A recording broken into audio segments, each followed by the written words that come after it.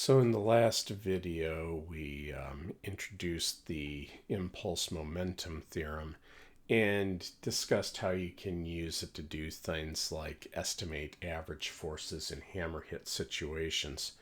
But now we're going to go with what it's usually used for, which is conservation of momentum. So to go down this road here, you need to define two terms. So you need to define the term system, which is a term we've been sort of using without a proper definition, but now we need a better one. And the system is simply the collection of particles under study.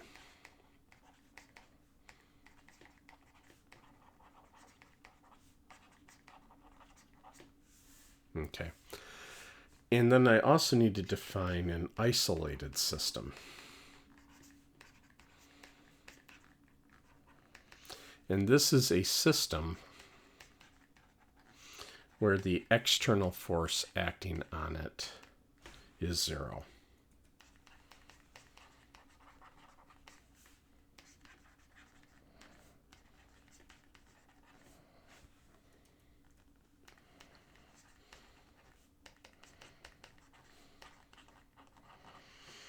Okay, so let's see where this takes us here. So as a bit of a working example here, let's just think about a system of three particles. I'll say M1, M2, and M3. And so I can just decide I'm interested in those three particles and want to think about them as a collective. So there we go. I just draw a box around it, and I've now defined those three particles to be my system. Now, these particles are doubtless feeling multiple forces acting on them. For instance, they're probably interacting with each other. So let's say they're, at the very least, they're interacting with each other gravitationally, right? So there, oops, here, let me change the color. There we go. So there would be, say, a force on particle 1 due to particle 3. And over here, there would be a force on particle 1 due to particle 2. Here, there would be a force on particle 3 due to particle 1. Here, there would be a force of on particle 3 due to particle 2. That should be pointing more closely to there. Okay. Here there would be a force on particle 2 due to particle 3. And here there would be a force on particle 2 due to particle 1. And in addition to that, conceivably there are forces from outside the system that are acting on each of these particles. So let's just go ahead and start drawing them in. Well, we'll say this is the external force that's acting on particle 1. This is just due to stuff outside the system interacting with it. Same thing over here, maybe the force on particle 2 from the outside world is pointing like that. And then let's say on particle 3, maybe it's doing something like that. So the beauty of this is that when I'm trying to describe the net force acting on my system,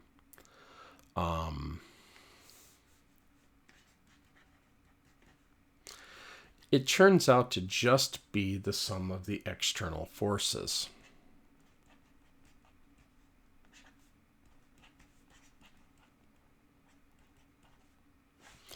Because what we're doing is we're just saying we're treating each of these as particles. So to find the net force, we're just going to add up all the forces, just like we always do.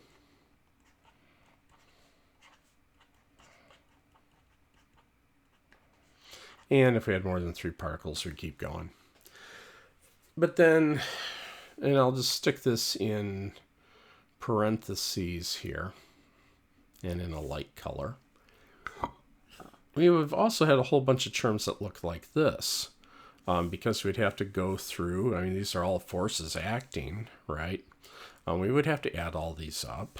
So let's do that. So you'll have an F13 plus an F31. And then similarly for the other pairs, you would have a plus F23 plus an F32. And then you'd have, say, an F12 plus an F21, and so forth. Now, the thing is, with all of these, let's look carefully here. This F13 and this F31 are an action-reaction pair. Actually, let's leave it with the colors like that. So this means that since they point in opposite directions, F13 plus F31, that's 0. Similarly for F23 and F32 being an action-reaction pair, since they're equal in magnitude but opposite in direction, when you add them up, it goes to 0. And similarly here, that's an action-reaction pair. You add it up, you go to 0. And this will always work through, no matter how many particles you have, all of the internal interactions within the system cancel out. This is why, for instance, when we were doing the bit about cleverly choosing coordinates, cleverly choosing our systems, when we were looking at things like, say, the forces between cars on a train, we learned that creating a collection of systems that were all nested was easier. This is why we don't care about the details of the forces that hold things together. After you define the system, the net force is going to be the sum of all the forces on all the particles, but all those internal forces, because of Newton's third law of motion, will cancel out, and we're just left with the external piece. Okay. And it seems sensible enough, following the lead here, since this is what you have to do to talk about the net force on the system, it seems sensible enough to define the total momentum of the system, P tot here, to be P1 plus P2 plus P3, and if there's more than 3 particles, you just keep going. So you add up the momenta of the particles. And by the way, the plural of momentum is momenta, not momentums. That sounds like some sort of an antacid or something like that. So now here's the big deal. If we have an isolated system,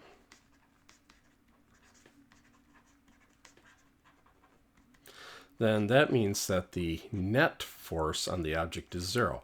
Notice this does not mean that the external forces are 0. All it requires is that the sum of the external forces be 0. So if the net force is 0, then that means that over whatever time interval we care to think about, the impulse on the system, the net impulse on the system, is also 0. That means, by the Impulse-Momentum Theorem, that the change in the momentum of the system is also 0.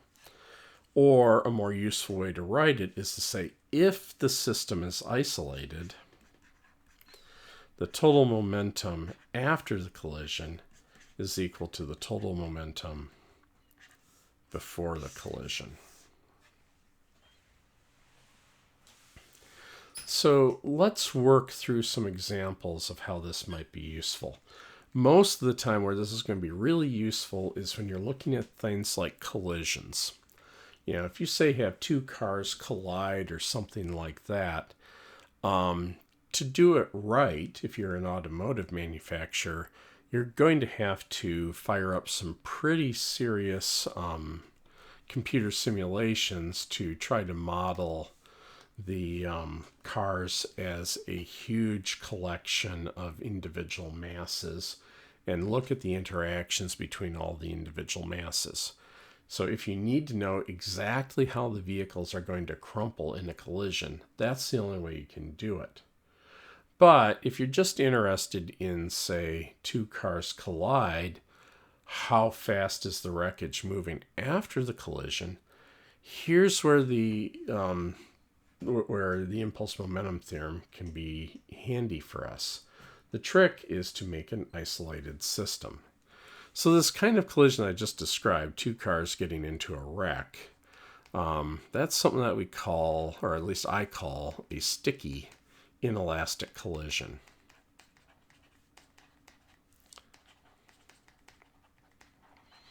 Inelastic refers to the fact that energy is not conserved in the collision. Since we haven't defined energy yet, basically if the objects deform, or if there's heat generated, or if you make a bunch of sound or something like that, that makes the collision inelastic. When we get to energy conservation, we'll worry about elastic collisions at that point. But for now, we'll just focus on inelastic collisions.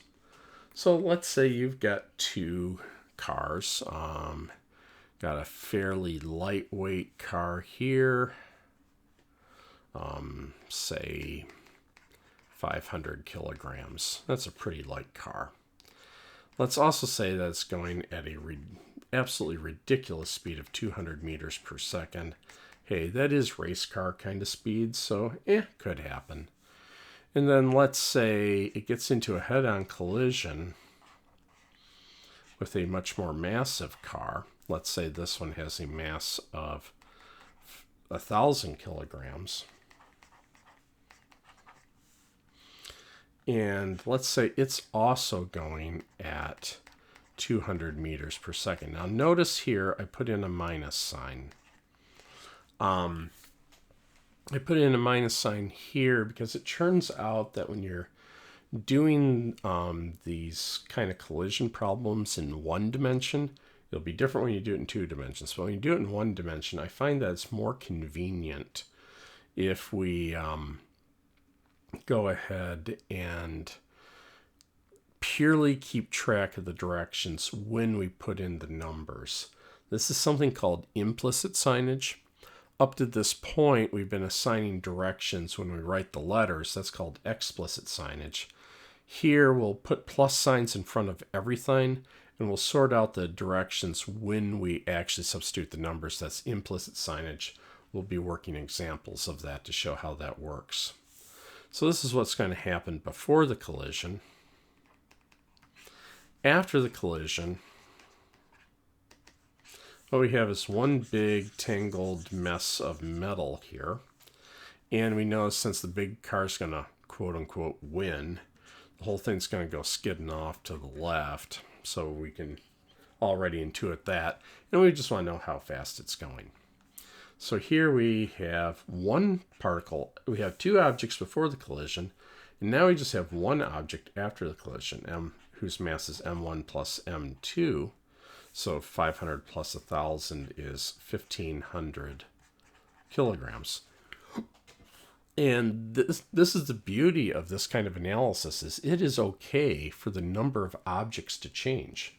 The trick is we'll just add up all the momenta before the collision and all the momenta after the collision. And as long as the system is isolated, those two will be equal, and we can exploit that. So now what we have to do is actually make an isolated system. So if I go and draw a box around this, okay, I have made this my system, and then afterwards my system is just the one particle. If we look, say, the usual trick we'll do is we'll look like immediately across the collision. So just before they collide to just after they collide. So they haven't really, during that very short time interval, they aren't really skidding.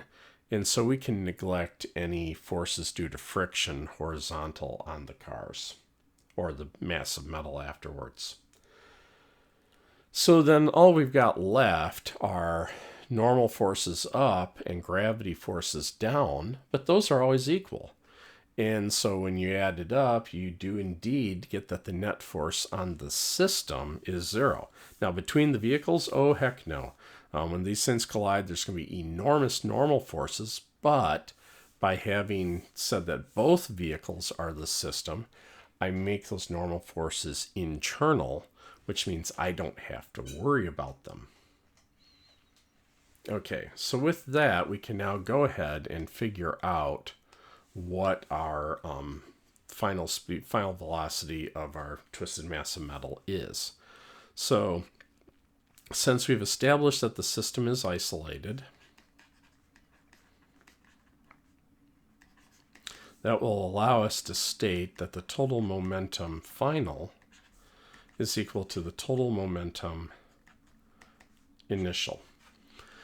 And momentum, remember, is a vector, so we need to take components. So here I will go ahead and say we're taking the x component here. So afterwards, it's just one object, so we'll just say p final x, and this will equal p1 initial x plus p2 initial x. But hey, they're all moving in just the x direction, so we don't have to worry about continuing to write x subscripts. So we just write down what this is. Afterwards, there's one object, mass m, velocity v final. Now, here I am not writing a minus sign in front. Even though we know that it's going to the left, and this is again because we're making the choice to use implicit signs. So when I solve for it, I'll get a negative number, and that negative number will give me the direction. So this is the same kind of thing like when we were doing kinematics. That was implicit signage there. We're bringing it back here for momentum. Okay, so then the momentum of car 1 before the collision is just m1 v1. And car 2 before the collision is m2 v2. All right. So to get the final speed after the collision, we just divide through by m. So v final equals m1 v1 plus m2 v2 over m. And we can put in our numbers. So we'll get that the mass 1 is 500 kilograms. And for V1, we'll put in 200 meters per second. It's going to the right, so it's positive. Now for mass 2, that was 1,000 kilograms. We have to put in negative 200 meters per second. And that minus sign is because it was going to the left. So we take care of the direction when we substitute the numbers. And then the mass of the wreckage afterwards is 1,500 kilograms. So when you crunch the numbers, what you'll get is negative 67 meters per second. All right, and again, we interpret the minus sign that we get now as meaning that the wreckage afterwards is moving to the left. So in this case here, let's check to make sure that this is plausible. Well, given that these cars are moving ridiculously fast, the whole problem's a little bit of a stretch, but race cars can't go this fast, so I'll take it. But our intuition, we knew that the big car was going to win, so you're sliding to the left, so the minus sign seems plausible. And we should also intuit that, the slowest you could end up with is 0. And there's no way that you could end up going faster than either of the cars afterwards. So as long as the magnitude is between 0 and 200, that seems reasonable there. 67 is between 0 and 200. So that looks plausible. Now, let's say you were to have an explosion. I'm not going to work an example of an explosion here just because I'll have a better one when we do two-dimensional momentum conservation. But an explosion would just be a case where the number of particles before the process was fewer than the number afterwards. We still treat it like it's a collision. It's just you start with, say, 1 particle and you end up with 3 or 10 or whatever. So it's still the same trick. The total momentum before and after, you just add up the momenta of the individual number of particles, and you don't have to have the same number of particles before and after. All right. So let's do another example here. Let's go and take a look at what I'd like to call a bouncy inelastic collision. So in a bouncy inelastic collision, the number of particles will stay the same.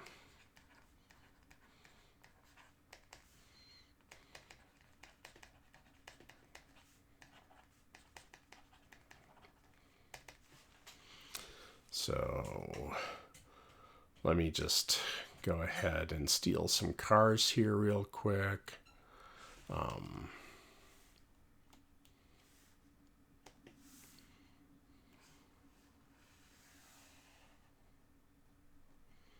There, it'll save me at least a little bit of drawing.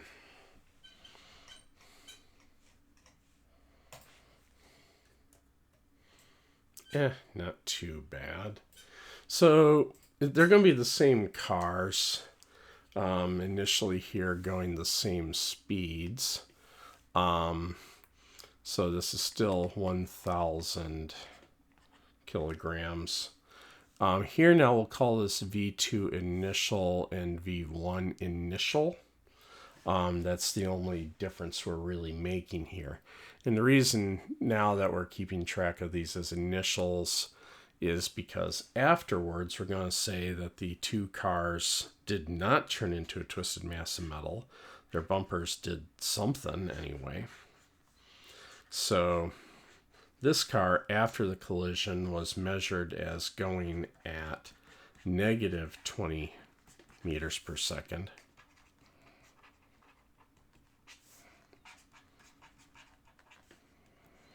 And so then the big question is,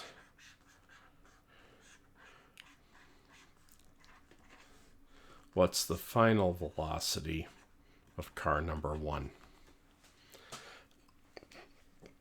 Okay, so again, from our intuition, we expect it to go to the left because we expect the big car to win. And we expect that it should be going faster than the big car. All right. So with that, we can play exactly the same game. We go ahead and say, since I don't want to think about the normal forces between the cars, I will look at the split second before the collision and the split second after the collision and just make my system the two cars. So again, because we're looking at such a short time frame that the cars haven't had any chance to start skidding yet, we can neglect friction. So we don't have to worry about that. And again, we have normal forces up and gravities down. And again, they cancel. And so the momentum before so the systems are isolated because the net force on the system is 0. So since the system is isolated,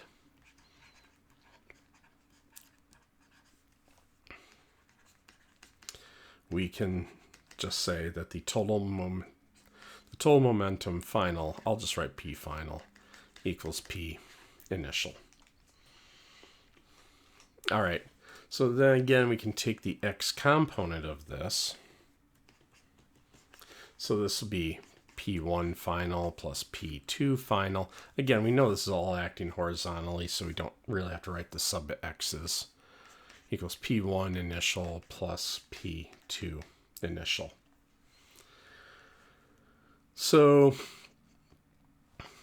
we can go ahead and put in what these are. This will be M1 V1 final plus M2 V2 final. This equals M1 V1 initial plus M2 V2 initial by the definition of momentum. Now we're trying to find V1 final, so we need to isolate that. So we'll have M1 V1 final equals M1 V1 initial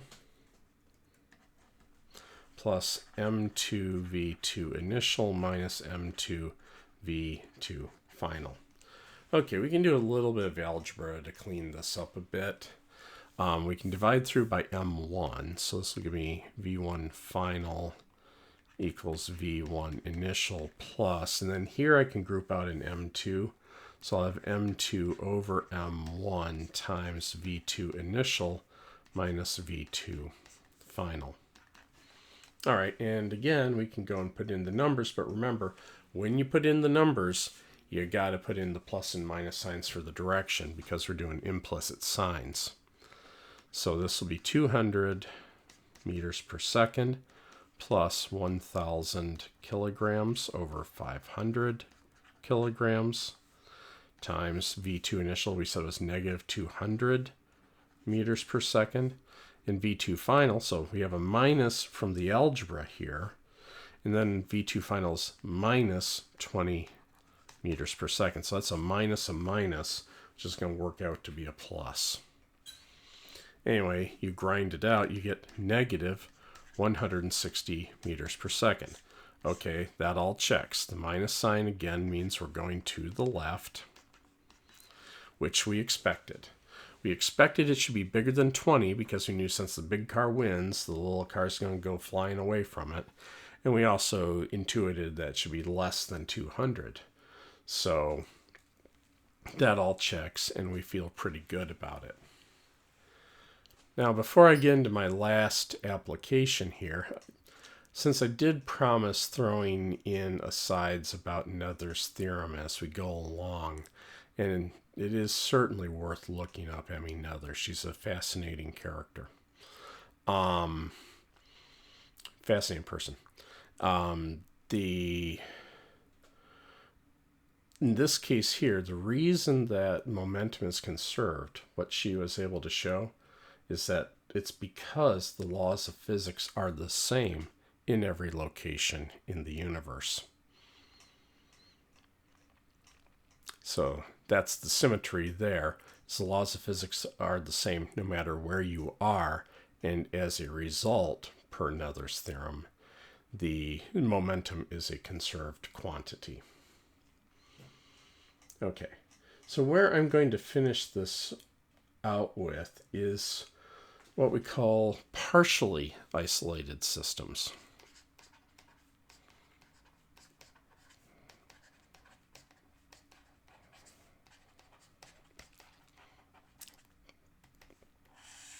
So, as an example, let's say you've got a track here, and you've got a cart rolling along the track. And just to give a nice concrete number for this, let's say it's got a mass of 1 kilogram.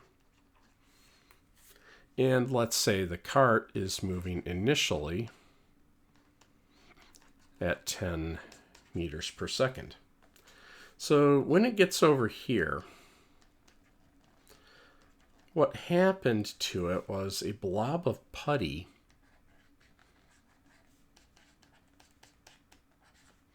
that had a mass M2 of 1 kilogram.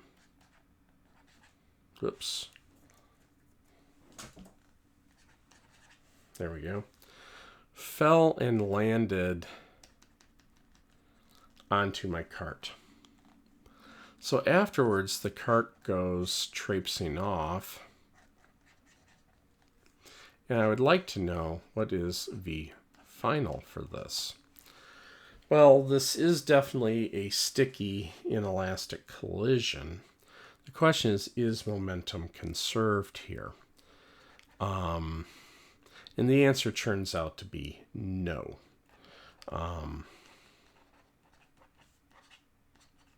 This is because for the momentum of the system, this had a momentum pointing to the right.